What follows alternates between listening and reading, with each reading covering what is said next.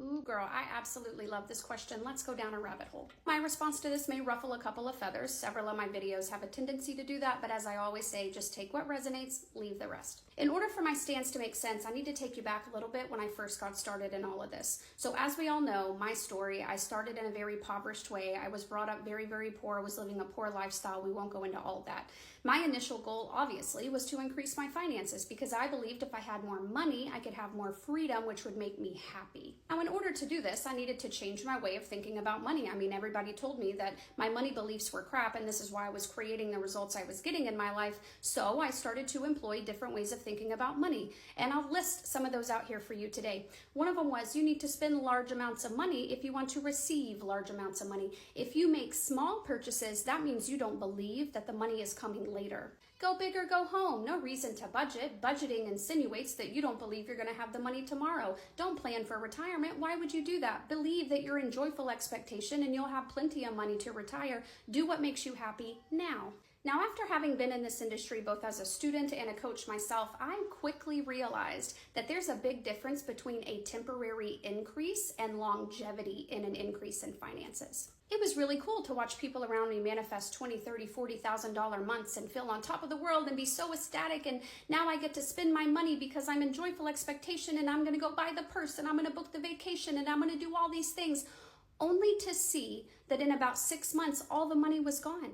They weren't having the big months anymore. What happened? Through my continued study and evolution, I went back to this little book, Money is God in Action. This book was quoted all the time, but here's the thing.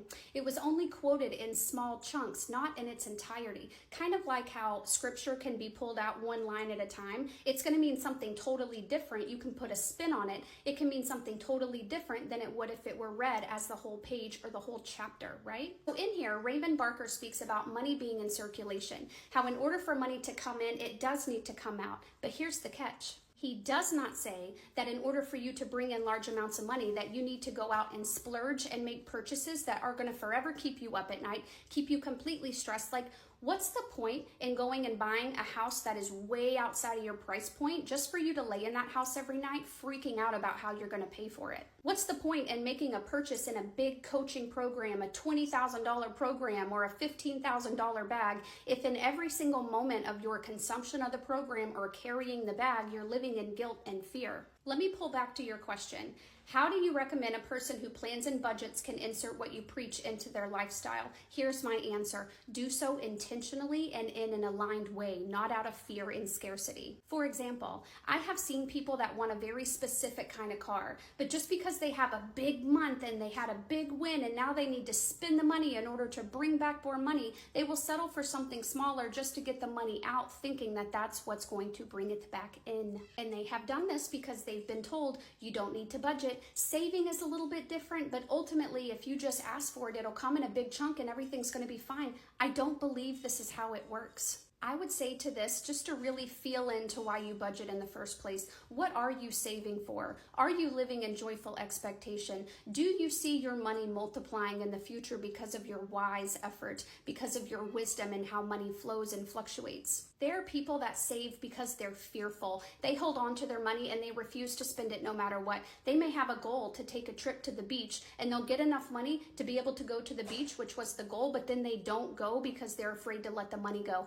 If they let the money go and do what they've been saving up to do, that means that the money might not come back and now I'm scared. I could really go on and on and on about this because I really have so much I can say, but I believe that conscious wealth creation can include budgeting. I think it can include long-term plans. I think it can include employing a wealth strategist or some type of an accountant that can really look at what you're doing and making sure you're making wise choices right now. Don't get conned by anybody on the internet telling you that budgeting makes you a fearful person or that holding on to money for the sake of a bigger objective is putting you in a place of lack and not receivership. All in all, this comes down to a feeling. Every single decision we make is either rooted in love or rooted in fear. Take a look at the ones that are rooted in fear and potentially make a new selection. Take the ones rooted out of love and do more of that. There's no right or wrong way to do this. And it kills me when people on the internet say that their way is the only way because it's not true. Some people make a crap load of money and don't budget and the money is always there. Some people budget because it makes them feel safe. It doesn't matter which way you go, hone into the feeling. I love you so much, and I hope this helps.